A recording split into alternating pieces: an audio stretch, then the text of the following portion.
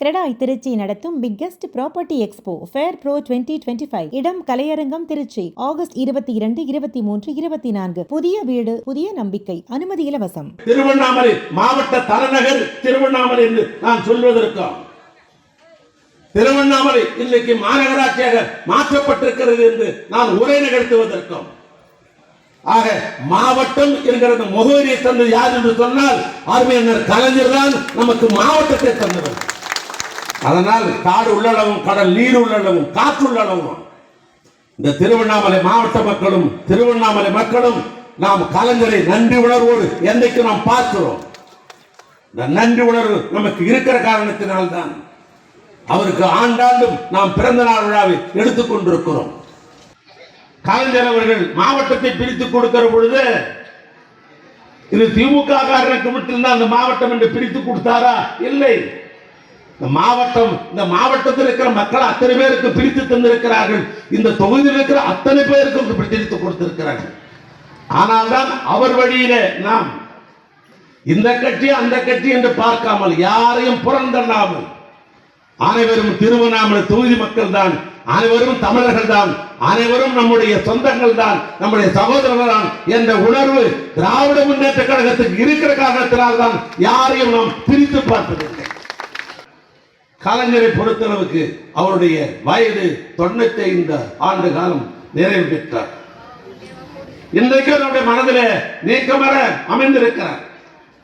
அவருடைய அரசியல் பொது வாழ்க்கை 80 ஆண்டு காலம். அவர் எழுத்தாளராக இருந்தது 70 ஆண்டு காலம். திரையுலகத்திலே கலவசனம் மீது கோலியர் செய்து 60 ஆண்டு காலம். இந்த தமிழ்நாட்டுக்கு 5 முறை முதலமைச்சராக இருந்திருக்கிறார். அவருக்கு நிகரான ஒரு முதலமைச்சர் தமிழ்நாட்டில் ஏன் உலகத்தில் கூட இல்லை. காரணம், அவர் நின்ற 13 தேர்தலும் வெற்றி பெற்ற ஒரே தலைவர் இந்தியாவில் அல்ல, உலகத்தில் அவர் ஒருவர் தான். அவர் தோல்வியே கண்டதில்லை. தோல்வியே காணாத ஒரு ஒப்பற்ற தலைவர் அண்ணன் கலைஞர் அவர்கள். சாதாரண ஒரு நடுத்தர குடும்பம். அன்றைக்கு ஒன்றுபட்ட தஞ்சாவூர் மாவட்டத்திலே திருவாரூருக்கும் பக்கத்தில் திருக்கோளை என்கிற ஒரு பஸ் போகாத ஊரில் பிறந்தவர் தான் அண்ணன் கலைஞர். அதான் ஒரு ஆட்சிக்கு வருகிற பொழுதெல்லாம் அவருடைய திட்டங்கள் எல்லாம் ஏழைகளை நோக்கி போகிறது, நடுத்தர மக்களை பார்த்து போகிறது. திராவிட மாடல் ஆட்சியில இன்றைக்கு தமிழ்நாட்டு முதலமைச்சர் பல்வேறு திட்டங்கள் எல்லாம் மகளிருக்குத்தானே தருகிறார் என்று ஆதங்கப்பட்டார். இந்த மகளிர் சுய குழுக்கு தள்ளுபடியாக இருக்கலாம், அல்லது மகளிர்கள் வாங்கிய கடனுடைய கூற்று கடன் தள்ளுபடியாக இருக்கலாம், மாதா மாதம் தாய் வீட்டு சேதனத்தை போல 1000 ரூபாய் கலைஞர் உரிமை தொகையாக இருக்கலாம், நகர பேருந்து வண்டியிலே இலவசமாக கட்டணம் இல்லாமல் பயணிக்கிற அந்த உரிமையாக இருக்கலாம், விடியல் பயணம் என்கிற திட்டம். கால நேரத்தில் நம் வீட்டு பிள்ளைகள் பசியார கால நேரத்தில் நம் வீட்டு பிள்ளைகள் பசியார சுட சுட அறுசுவை கொடுக்கிற காலை உணவு திட்டமாக இருக்கலாம், அல்லது தாய்மார் திட்டத்தை தொடர்ந்து நம்முடைய அன்பு சகோதரிகள் அவர்கள் கல்லூரியிலே படிப்பதற்காக மாதா மாதம் 1000 ரூபாய் கொடுக்கிற புதுமைப்பின் திட்டமாக இருக்கலாம். நான் சொன்னதெல்லாம் சகோதரிகளுக்கான திட்டம் தான், நான் இல்லை என்று மறுக்கவில்லை. காரணம், நம்ம ஈண்டெடுத்தவளே ஒரு பெண் தானே, ஒரு தாய் தானே. ஆரம்பப்படுவதற்கு என்ன இருக்கிறது? ஆன்மீகத்தில் நாம் பிறக்க முடியுமா? சயின்ஸ் ஏற்றுக்கொள்ளுமா? ஏற்றுக்கொள்ளாது. இந்த உலகத்துக்கு நம்ம அறிமுகப்படுத்தவள் நம்முடைய தாய் தான், ஒரு தாய் பெண் தானே. அதை உணர்கிற காரணத்தினால் தான் தமிழ்நாட்டு முதலமைச்சர் அனைத்தும் தாய்மார்களுக்கும் பெண்களுக்கும் தொடர்ந்து திட்டங்களை போட்டுக் கொண்டிருக்கிறார்கள். இவர்கள் தான் சீருடை அணியலாம், பெண்கள் அணியக்கூடாதா? எனவே ஆண்களுக்கு நிகராக பெண்களையும் நான் காவலராக, காவல்துறையாக, போலீஸாக ஆக்குவேன் என்று ஆக்கி காட்டவர் அண்ணன் கலைஞர் அவர்கள். நம்மளை போன்ற ஏழை எளிய மக்களின் நம்மை நோக்கி இருந்தது, கிராமத்தை நோக்கி இருந்தது, விவசாயத்தை நோக்கி இருந்தது அவருடைய எண்ணங்கள் எல்லாம். அதனால்தான் அவருக்கு நாம் பிறந்த நாள் விழா எடுக்கிறோம் என்று நாம் எண்ணுகிறோம். அதனால்தான் தமிழ்நாட்டு முதலமைச்சர் அவருடைய தன்மையை போல தமிழ்நாட்டிலே பல திட்டங்களை இந்த 4.5 ஆண்டு காலத்திலே பல திட்டங்களை கொண்டு வந்தார்கள்.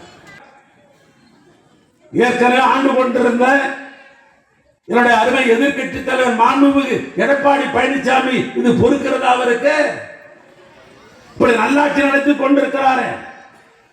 இது எப்படியாவது இது குறை காண வேண்டும் என்பதற்காக ஒரு சுற்றுப்பயணத்தை அவர் தொடங்கி இருக்கிறார்.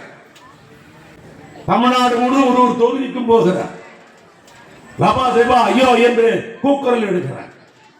நாட்டிலே ஜனநாயகம் தழைக்க வேண்டும் என்று சொன்னால் எதிர்க்கட்சி இருக்கத்தான் வேண்டும். நாங்கள் செய்கிற திட்டங்களை ஏதாவது குறைபாடு இருந்து நீங்கள் சுட்டிக்காட்டினால் நாங்கள் திருத்திக் கொள்ள தயாராக இருக்கிறோம். ஆனால் நீங்கள் அப்படி பேசுகிறீர்களா? போற இடங்களை எல்லாம் முதல்ல நீங்கள் உண்மையை பேசுகிறீர்களா? நான் கேட்கிறேன். எந்த உண்மையும் நீங்கள் பேசவில்லையே. உதாரணத்திற்கு உங்களுடைய சுற்றுப்பயணம் 2 தினங்களுக்கு முன்னால் எங்களுடைய மாவட்டத்தில் உங்களுடைய சுற்றுப்பயணம் இருந்தது. ஆக நான் 3 செய்தியை நான் பகிர்ந்து கொள்கிறேன். ஒன்று, அவர் சொல்லுகிறார் ஆரணி என்கிற தொகுதி நமக்கு தெரியும். அந்த ஆரணியிலே சூரியகுளம் என்கிற ஒரு குளம் இருக்கிறது. அந்த சூரியகுளத்தில் அவர் ஏதோ பணத்தை ஒதுக்கியதை போலவும் அந்த சூரியகுளத்தை அங்கு தூர்வாரவில்லை. நாங்கள் அனுப்பிய பணத்தை என்ன செய்தார் எனக்கு தெரியவில்லை என்று அப்பட்டமாக ஒரு தவறான ஒரு பிரச்சாரத்தை அவர் மேற்கொண்டிருக்கிறார். முதலமைச்சர் அவர்கள் 2/6/2023 அன்று அந்த சூரியகுளத்தை தூர்வாருவதற்காக செப்பனிடுவதற்காக அழகாக மக்கள் பயன்படுத்துவதற்காக 5,80,00,000 பணத்தை முதலமைச்சர் ஒதுக்குகிறார். அந்த பணியை 3/3/2005 அன்று நாடாளுமன்ற உறுப்பினராக இருக்கிற தரணேவந்தன் அவர்கள் பூமி பூஜை போட்டு அதை தொடக்கி வைக்கிறார். அந்த பணி இப்பொழுது நடைபெற்றுக் கொண்டிருக்கிறது. தேரோடு வீதியை காங்கிரீட் சாலையாக்க வேண்டும் என்று அறிவித்து வந்திருக்கிறேன். அதற்கு திட்ட மதிப்பீடு தயார் செய்யுங்கள் என்று இடத்தில் சொன்னார். காரணம், அந்த ரோடு போடுகிற மந்திரி நான் தான். ஏன் தமிழ்நாட்டுக்கே ரோடு போட்டு கொண்டிருக்கிற நெடுஞ்சாலைத்துறை அமைச்சராக இருப்ப என் தொகுதிக்கு நான் போட மாட்டேனா? அந்த தேரோட்டம் சிறப்பாக நடந்தது. அந்த பணியை ஜூன் மாதம் ஆரம்பித்து நவம்பர் மாதத்திலே 2023 முடித்தோம். அதற்கு 15 கோடி ரூபாய் பணத்தை கோப்புல கையெழுத்திட்டு பணத்தை ஒதுக்குவனே உங்களால் தேர்ந்தெடுக்கப்பட்ட அடியேன் ஏவாவேலு தான் 2வது நான் கையெழுத்திட்டேன். அந்த பணம் ஒதுக்கப்பட்டது. அந்த பணம் நம்முடைய திருவண்ணாமலை இருக்கிற சிறப்பு விருந்தினர்கள் விஐபிகள் அத்தனை பேர் வைத்துக் கொண்டு அதே நம்முடைய காந்தி சிலைக்கு முன்னால் அந்த பணியை நாங்கள் 12/2/2025 அன்று அன்றைக்கு நாங்கள் அதை தொடக்கி வைத்தோம். அந்த பணிகள் இப்பொழுது நடைபெற்றுக் கொண்டிருக்கிறது. அந்த பணி நடைபெறுவதற்கு ஒப்பந்த காலம் 30/9/2025. அந்த ஒப்பந்ததாரருக்கு நாங்கள் ஒப்பந்தம் போட்டு கையெழுத்து போட்டு அரசாங்கம் கொடுத்திருப்பது அடுத்த மாதம் 9ஆம் தேதி 9வது மாதம் 30ஆம் தேதி முடிக்கணும். ஆக பணி நடைபெற்றுக் கொண்டிருக்கிறது. ஏறத்தாழ் 80% பணி முடிந்து விட்டது. இன்னும் 15-20 நாட்களில் அந்த குறிப்பிட்ட காலத்திற்கு முன்னால் அந்த பணி முடியும். ஆனால் எதிர்க்கட்சி தலைவர் எடப்பாடி பழனிசாமி அவர்கள் இங்கே என்ன பிரச்சாரம் பண்ணுகிறார்னு சொன்னால் 2 ஆண்டு காலமாக தேர்வோடு எல்லாம் வெட்டி கிடக்கிறது, மக்கள் கஷ்டப்படுகிறார்கள் என்று அவருடைய கஷ்டத்தை சொல்றாரு. ஆனால் என் உள்ளூர் மக்கள் கஷ்டப்படவில்லை.